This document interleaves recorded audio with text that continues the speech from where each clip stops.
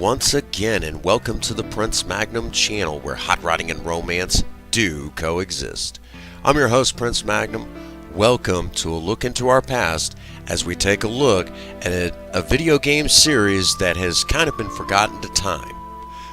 Imagine for 1 second it's 1982 and the video game console that everyone's got to get their hands on, the Atari 2600. And more in particular, being that it's 1982, there's a contest that anyone can get involved with, and that is the contest that surrounded the video game series known as Swordquest. Now, if you're not in the know on Swordquest, basically back in 1982, everyone had the opportunity to become a grand prize winner of a prize for each one of the 4 games in the Swordquest series. You had the opportunity to win a prize upwards around $20,000 to $25,000, and of course the grand prize was estimated at $50,000, and this was back in 1982. That is awesome. So that means that anybody could have had the opportunity. Well, here on the Prince Magnum channel, we are going to take a look at the Swordquest series, and being that you got to start at the beginning, this particular game is known as Swordquest Earthworld. Now, for those that do not know, Swordquest Earthworld came out in 1982, and the gameplay was very, very simple, and it was based on the Zodiacs. As a matter of fact, when you bought the game, it came with a special comic book that was inked by none other than DC Comics, the same comic book company that provides the comics for Batman, Superman, and of course Wonder Woman, and several other comic book characters just like that. So DC Comics inked the original Swordquest series comic books, and the comic book that was attached to each game was in the box. And you needed that comic book because you had to search through the game and find clues, and those clues led you to to different it led you to a particular page and a panel inside the comic, and it would give you a clue in there. You have to remember, it's a different time. With the Atari 2600, the gameplay was super simple. It was a little tedious, but in the end, it was really worth it. So, if you're into retro games, this is definitely your bread and butter right here.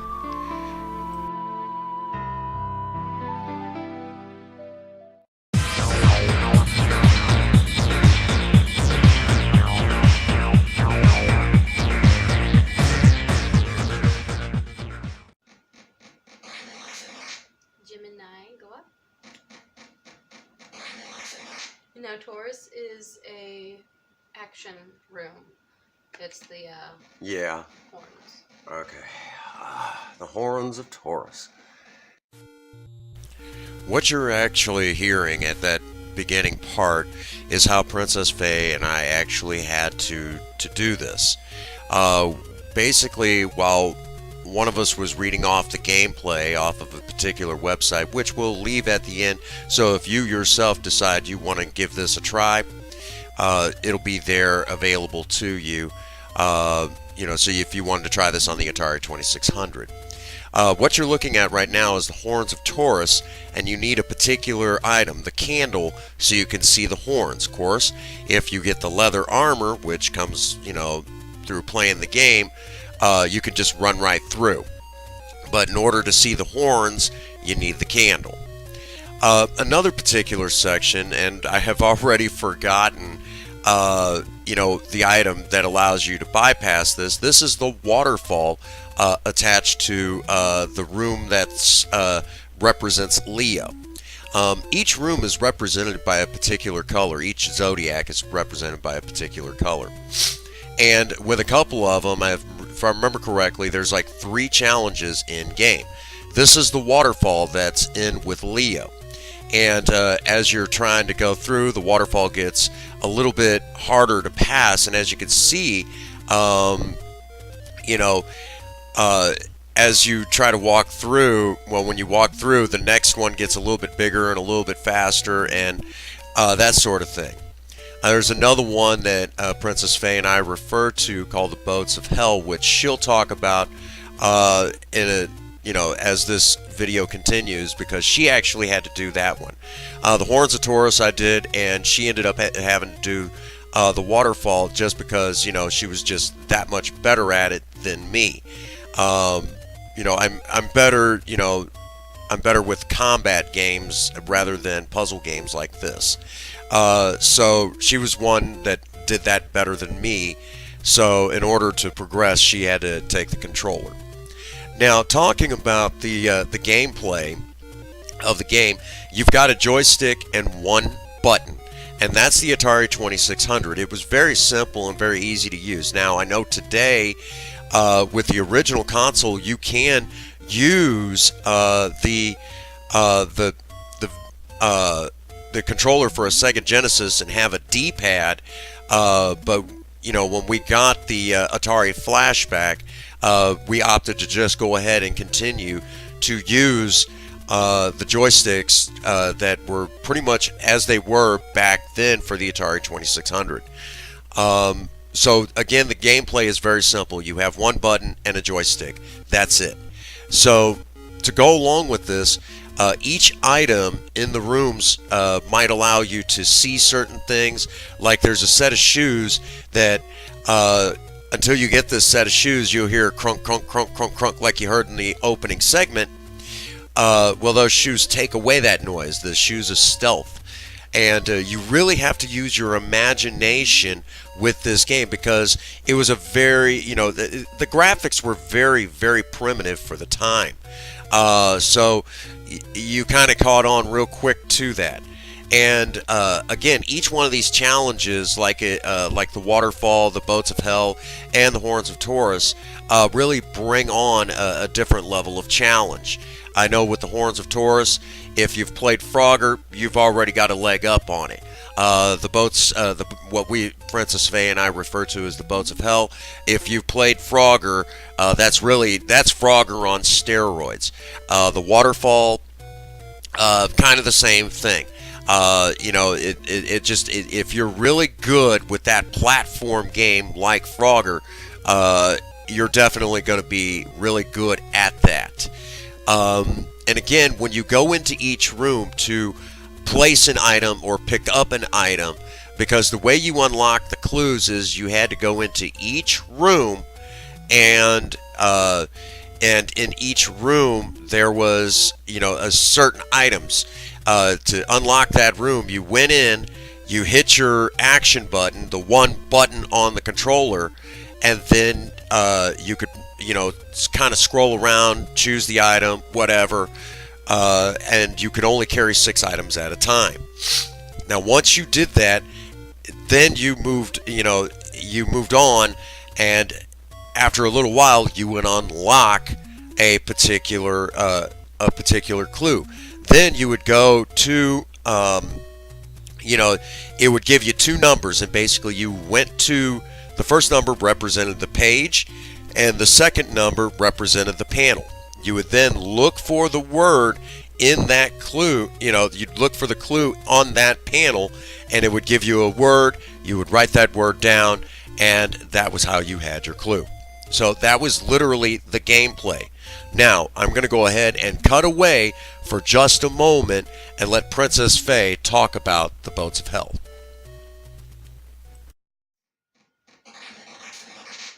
You have to leave the leather armor. Are you shitting me?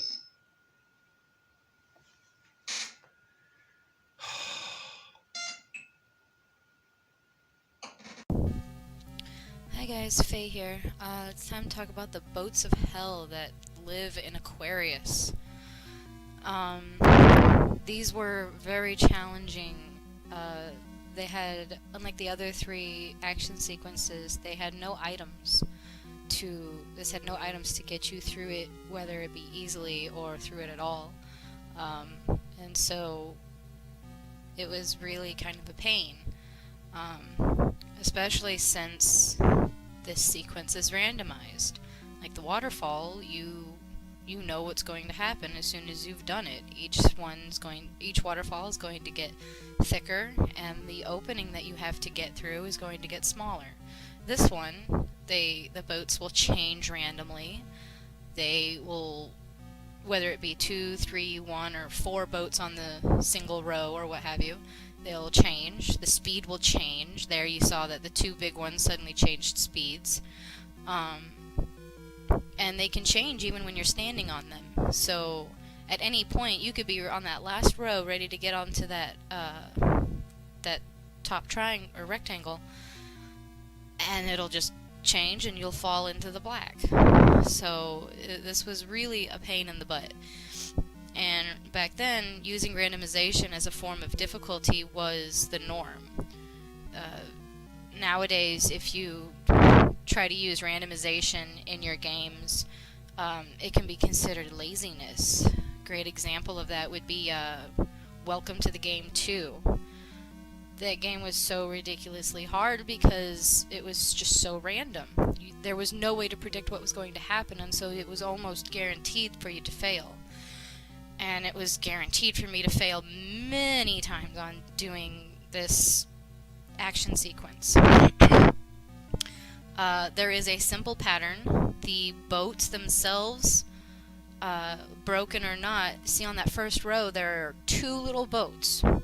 And if you watch, there will always be 2 little boats on that row until the randomization changes it to either be 1 boat or 3 boats. I think it usually stayed at 2.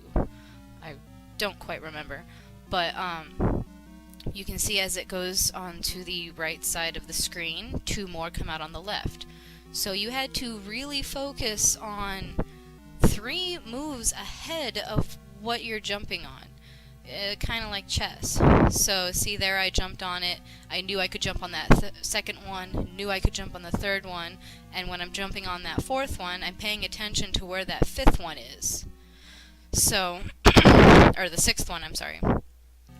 And so you really had to focus and look at all of the boats at once while planning each move before you've even made your first move. I will say that because of the randomization and the eye strain it took to really plan these jumps, when I finally did complete it, I think it was like 4 or 5 times I did actually have to play and complete this level. See there, I had to actually jump back because I didn't have enough time to jump on that slow one because of the randomization. Again, the randomization could have just messed my game up there. But when I finally was able to make it to the end, it was very satisfying. The speed of the boats were very hard to keep track of because of the randomization, and so doing this was really a struggle. I'm sorry I'm repeating myself there. Moving on though, Prince Magnum referenced this segment as being like Frogger, and Frogger is one of my favorite classic games, which was why I was the one to play the Boats of Hell, as he puts it. So trying to think of it as Frogger made it a little bit easier to deal with the agonizing randomization and eye strain of this level.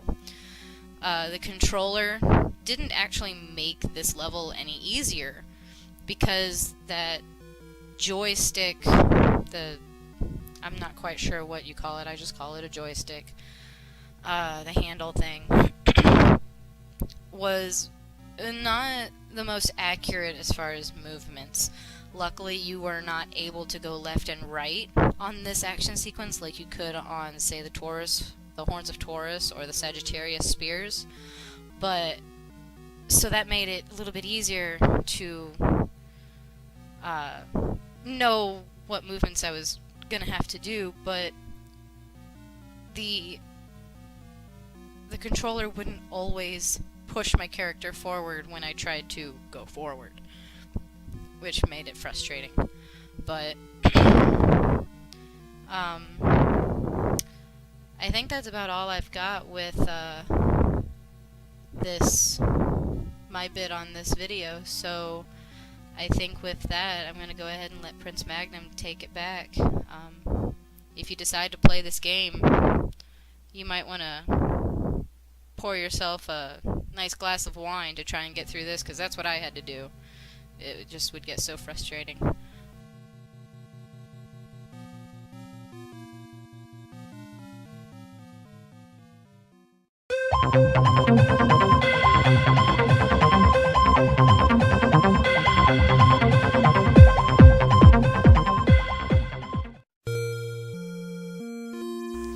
Alright folks, this is about the point where we start, actually showing you the clues. And basically, for clue 0, you're going to scroll up a total of, I believe it's like 7 rooms, and it'll bring up a clue. And the clue will be 16-4. Now what that actually meant was you had to have your comic book, and you would turn to page 16, look at panel 4, and you found the word spire. Okay? Very simple. Okay? So this was how you played it. You would then position items after that, and you had to position them right, and that told you where the next, and then it would bring up the next clue. So in the next clue, that'll be clue 1. Alright, and clue 1 will be 8-4, search. Okay, and you just keep going like that. Well, you had a series of words now. Well, if you read the whole comic book, you knew that it was prime numbers that you needed for the actual phrase that you needed. And if you got it right, basically Atari had the page, so many words. If you got it right, you knew you got the phrase right. So at the end, I'll actually show what the phrase was that you had to get right, and then that would be submitted to Atari. If you got it right, then you were one of the finalists for Earthworld, which is really cool. Now we're going to talk about a major hiccup that happened during the gameplay. At one point, we decided to stop and have a smoke, get a cup of coffee, because it was getting late, and we forgot to hit the save on the Atari flashback. And for whatever reason, I don't know why, but if you leave the Atari flashback for so long, it kind of resets itself from your last save point. Well, that's exactly what happened. We didn't hit the save, so the capture card in the flashback decided to go back to the last save point, which was at clue 6. So all of that work was lost. Princess Faye and I absolutely said, well, we're not doing that again. We'll just look up the last clue. And we were literally getting ready to go get clue 10. 11 clues in all. However, clue number 6 kind of still has gamers baffled today. That clue right there. We know that it's a reference to the second game, Earthworld, and it's the food and dagger, but after that, nobody has really solved that mystery. No one knows what that clue really is referencing. Now, maybe, and that's in the research that I have found thus far, and the research that Princess Faye has found. So if you yourself actually know what that means, leave it in the comments box below. Beyond that, the only other mystery that we have is there any clues after the 11th clue? Is there anything else to discover? Because to the website's knowledge that we got this from, Yosemite Sam, he doesn't know. He's never really played it, Earthworld beyond that point. So, again, another giant mystery about Swordquest Earthworld. Is there any more gameplay beyond that? And to be honest with you, we don't know. So, that's kind of where we stand right now. And here is the final clue. Of course, we meant to have it, but it didn't happen that way. And, you know, that's where it stands on that. And, of course, the phrase that you needed. So there you have it. Let's cut away and talk about the finals.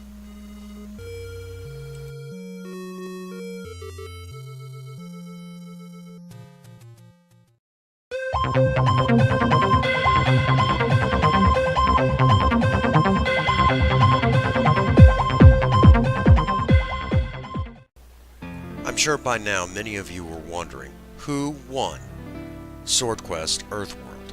Well, back in 1982, the finalists were brought together by Atari to battle it out for the talisman. And the winner of that particular contest was none other than Stephen Bell. Handsome looking fellow. Now the whereabouts of the talisman was that no one had really known what had happened. Well, years later we found out that Stephen Bell had fallen on hard times and the talisman had been melted down, and the only thing that was left was the white gold sword that's in the middle of the talisman. But in recent events, we did finally find out that even now that doesn't exist. So I guess this pretty well starts kind of where it all begins, where this whole contest had a lot of ill events that followed it. And this will kind of set the tone for the rest of the series. Now, for those who are wondering, the talisman was worth $20,000 back in 1982, and today, if it was still intact, would be worth $65,564.89. So there you have it. There you have the end of the contest for Swordquest Earthworld. If you like this video, be sure to hit the like button and hit that subscribe button.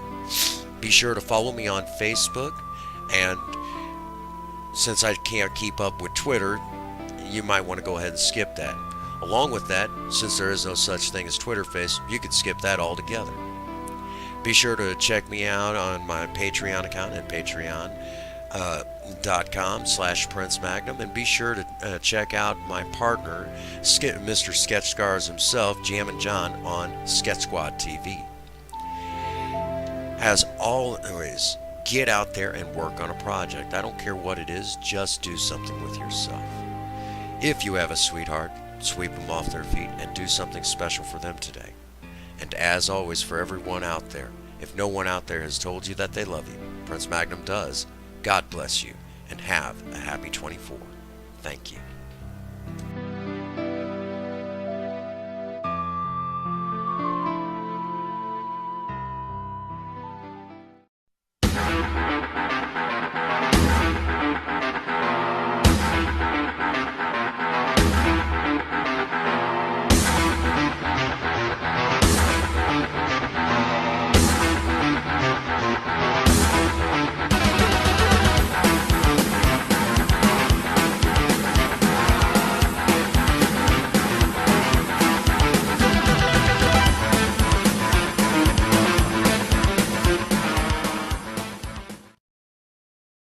Man. Wow, man, freaked out.